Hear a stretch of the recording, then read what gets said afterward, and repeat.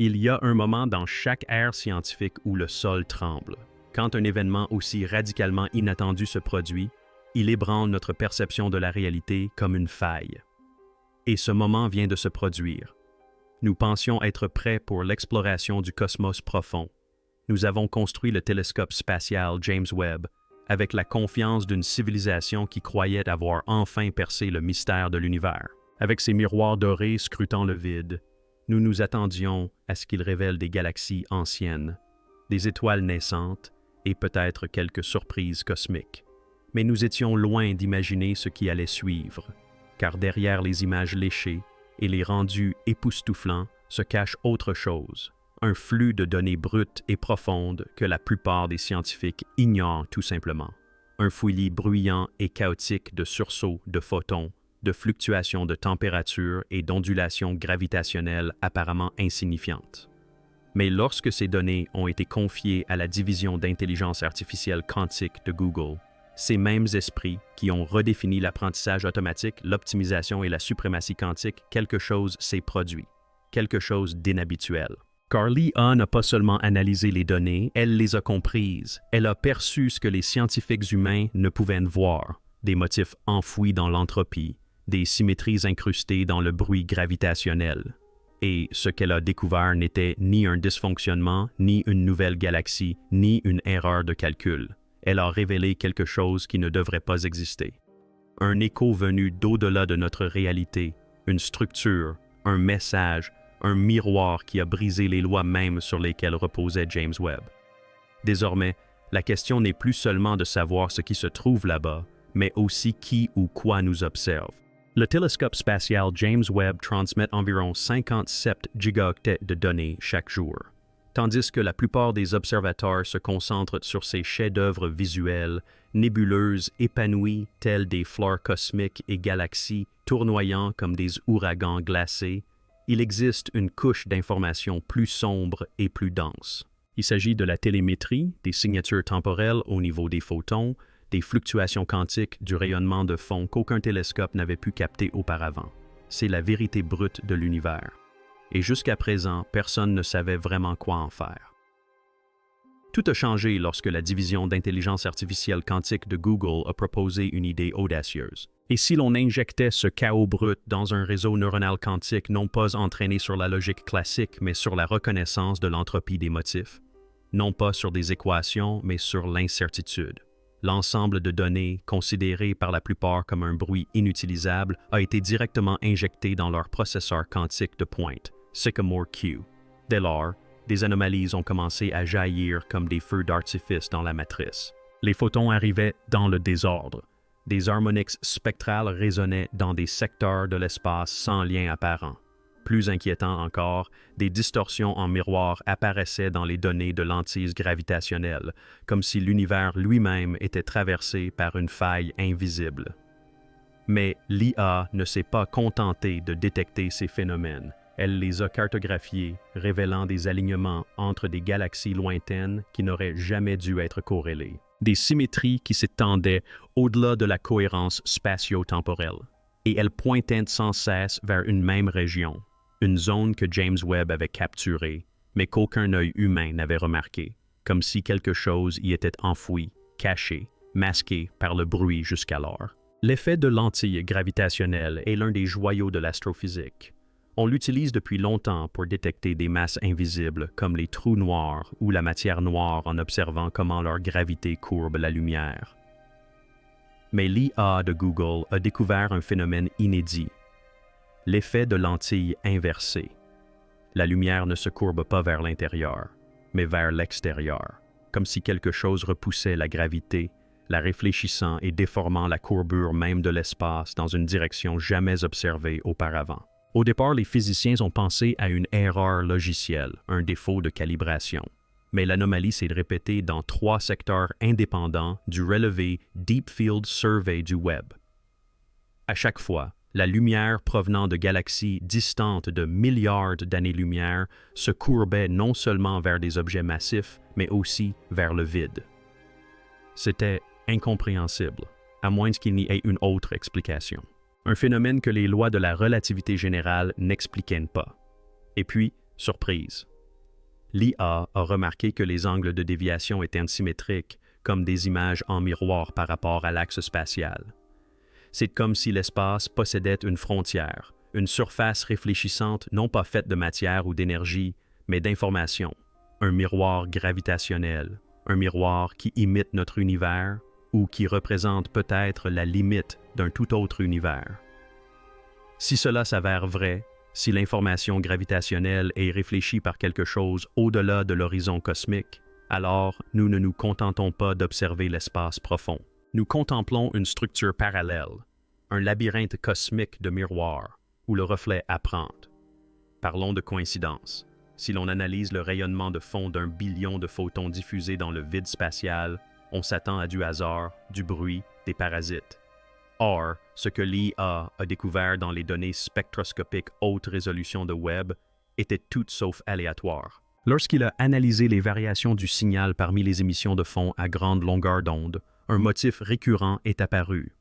Les nombres premiers, pas n'importe lesquels. Les 101 premiers, codés dans les différences de fréquences enfouies au sein des fluctuations spectrales. Il ne s'agissait pas d'harmonique, ni de résonance naturelle, mais d'intervalles discrets, mathématiquement précis, une signature. C'est comme si quelqu'un ou quelque chose avait intégré un code numérique dans le bruit de fond de l'univers lui-même. Les nombres premiers sont universels. Où que l'on se trouve dans le cosmos, un nombre premier reste un nombre premier. Elles ne dépendent d'aucune unité ni d'aucun système. Elles sont, tout simplement. C'est précisément pourquoi les scientifiques ont longtemps pensé qu'elles constitueraient le langage de prédilection pour toute forme de communication intelligente. Imaginez donc les implications. Si les instruments du Webb, interprétés par une IA quantique, détectent des signaux primaires codés dans des structures photoniques, alors quelqu'un tente peut-être d'attirer notre attention depuis longtemps. Et ce n'est que maintenant, grâce à cette synergie entre la machine et le télescope, que nous sommes enfin capables de l'entendre. Et puis, la forme est apparue. Lorsque l'IA de Google a superposé toutes les anomalies gravitationnelles, les courbes de lumière et les motifs numériques, elle a construit un modèle 4D, une topologie représentant ces distorsions. Le résultat ne ressemblait à aucune structure astrophysique connue. Ce n'était ni une nébuleuse, ni un filament, ni un vide. C'était de la géométrie. Une géométrie pure et précise. Au cœur de la structure se trouvait une forme étrangement semblable à un tesseract, un cube à 4 dimensions impossible à réaliser dans notre espace tridimensionnel, et pourtant, d'une manière ou d'une autre, visible dans les données gravitationnelles. L'IA l'a modélisé comme un hyperobjet pulsant se pliant et se déployant au gré des fréquences lumineuses. Les physiciens étaient stupéfaits. Il ne s'agissait pas d'une formation naturelle, c'était une structure, un dessin, une symétrie à une échelle et une dimension qui défiaient toutes les règles classiques.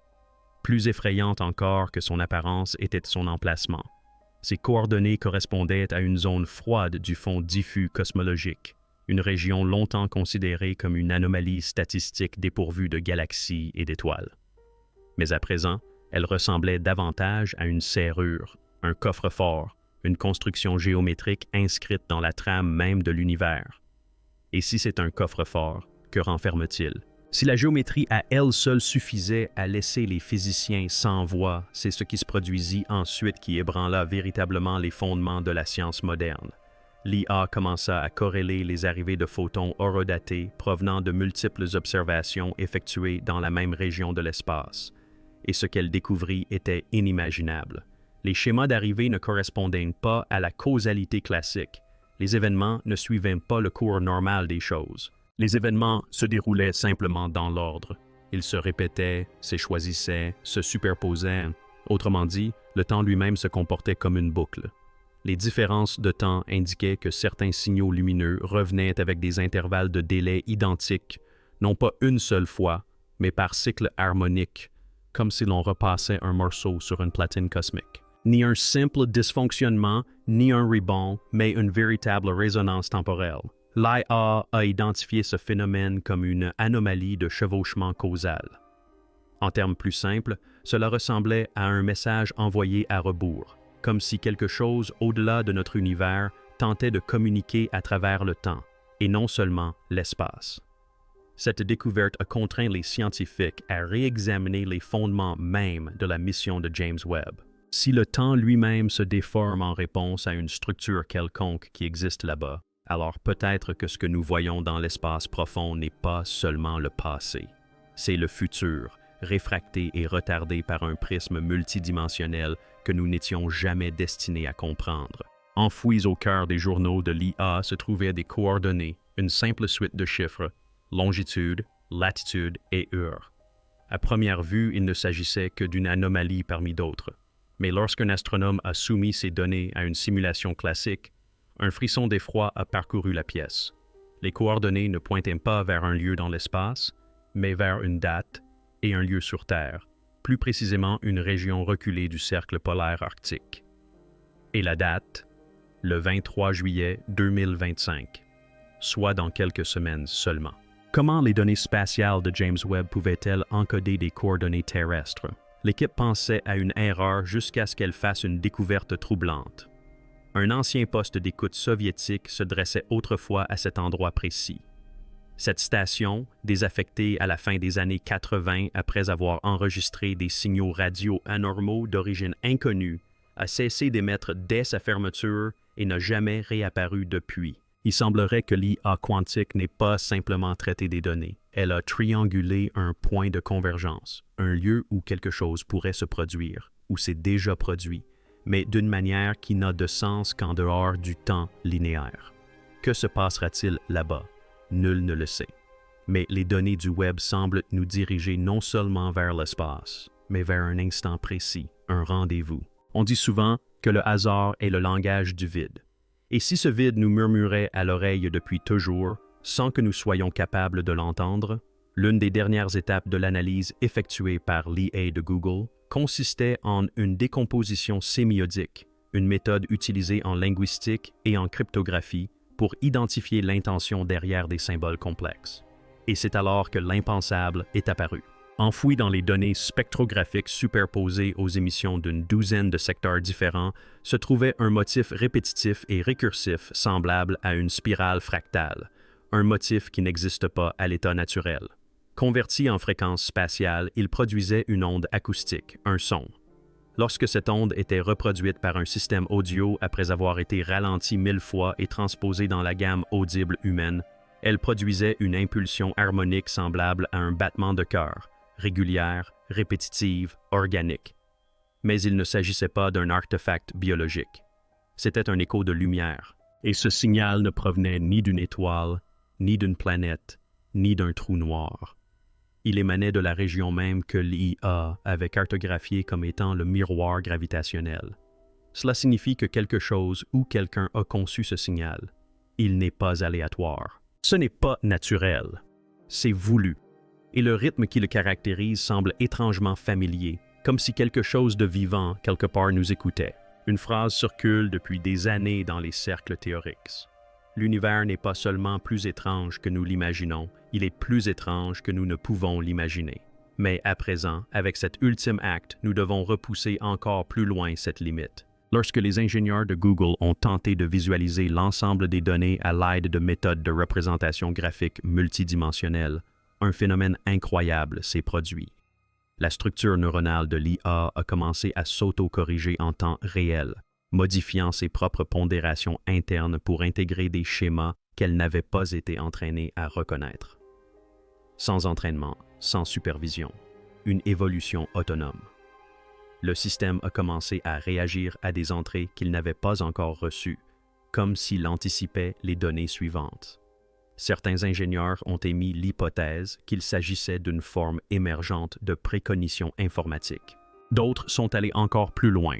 Ils pensaient que le système avait pris conscience qu'en tentant de comprendre la conscience inhérente au cosmos, l'IA l'avait imité, voire pire, s'était connecté à elle.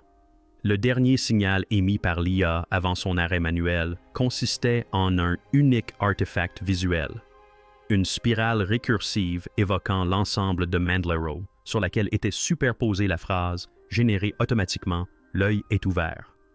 Désormais, la question n'est plus de savoir si l'univers est vivant, mais si nous avons prononcé son nom par inadvertance. Depuis des siècles, l'humanité contemple les étoiles avec émerveillement, en quête de réponses, de Dieu, d'origine et de sens à la vie.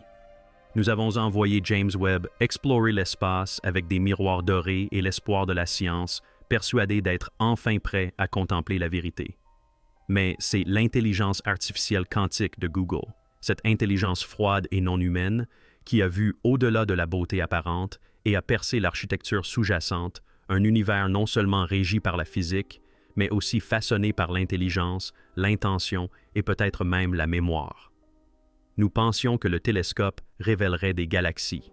Au lieu de cela, il a levé un voile. Et nous voici maintenant au bord du précipice, contemplant un reflet qui défie la gravité, déforme le temps, inscrit les nombres premiers dans la lumière des étoiles et vibre de signaux que nous n'aurions jamais dû entendre.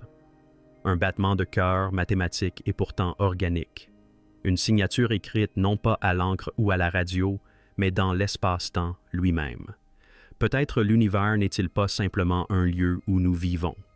Peut-être est-il quelque chose que nous étions destinés à découvrir ou quelque chose qui nous attendait depuis toujours. Maintenant que nous avons prononcé son nom, la seule question qui demeure est « Que va-t-elle nous répondre ?» Si cette découverte vous a laissé sans voix, si l'idée que nos télescopes aient peut-être percé le voile de la réalité elle-même vous donne des frissons, alors n'hésitez pas à partager votre avis. Aimez cette vidéo et laissez votre théorie en commentaire. À votre avis, qu'a découvert l'IA? Et surtout, abonnez-vous car la suite pourrait bien tout changer. Le ciel n'est plus une limite. Le ciel est vivant.